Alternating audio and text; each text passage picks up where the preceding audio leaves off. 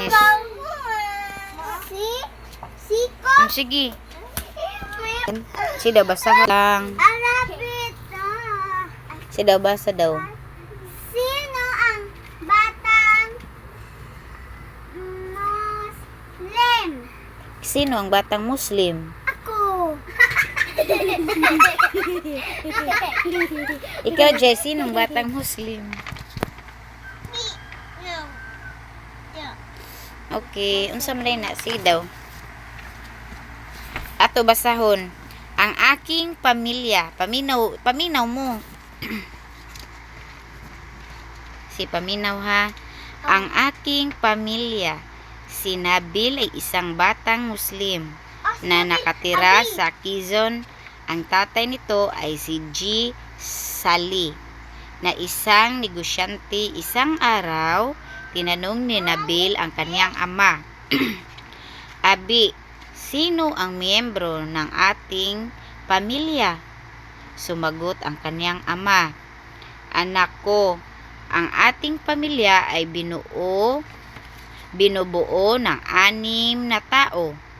Ikaw, ako, ang iyong ina, ang inyong kuya, Samer, at ang iyong mga kapatid, Salma at Huda. At ang tawag sa pamilya natin ay nuclear family. Ngunit ang iyong mga lola ay nakatira sa atin, kaya mayroon tayong extended family. At nagtanong si Nabil, Abi, bakit nilikha? Asa naman tato?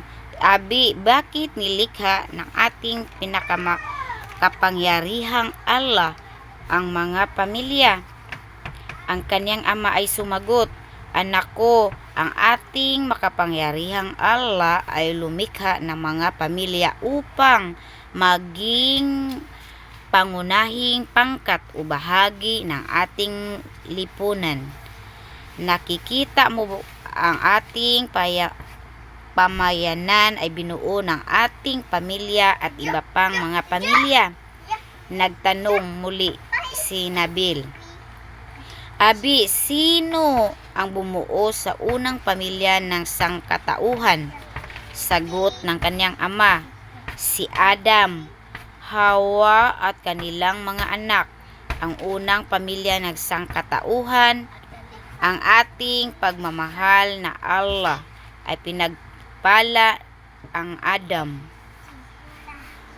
Hawa at kanilang mga anak sa parihong paraan na pinagpapala niya ang ating pamilya. Sabi ni Nabil, purihin si Allah, alhamdulillah, na lumikha sa atin at patuloy na pagpalain tayo. Oo, anak ko, sabi ng kanyang ama. Ngunit ang makapangyarihang Allah ay lumikha sa atin para sa isang marangal na layunin.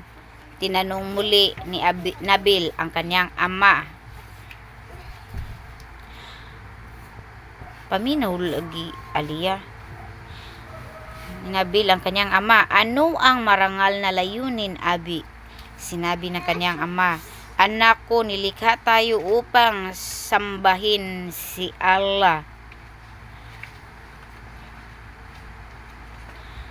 Dahil siya ang ating tagalikha, binigyan tayo ng kanyang paggana upang mabuhay tayo sa mundong ito kasama ang iba pang mga nilikha tulad ng mga puno at hayop.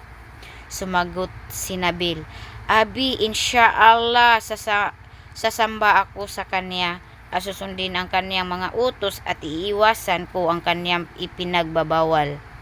Sinabi ng kanyang ama, Salamat anak ko, naway pagpalain ka lang ni Allah. Alalahanin lagi ang sinabi ng ating propeta Muhammad. Isinlaysay ni Abu Mas'ud al-Ansari. Sinabi ng propeta, kapag ang isang Muslim ay gumugol ng isang bagay sa kanyang pamilya na nagnanais na matanggap ang gantimpala ng Allah, itinuturing itong sadaka para sa kanya. Sinabi rin niya, Ang isang taong pinakatakot sa Diyos ay pinagpanatili ang kaniyang koneksyon sa kaniyang mga kamag-anak, ay nagbibigay ng maraming payo para sa mabubuting gawa at ipinagbabawal ang masasamang gawa. What ni question? Nindot kay nga story. Unsay title sa istorya, Aliana? Aking pamilya. Yes. Kinsa ang batang Muslim? Si Nabil. Si Nabil.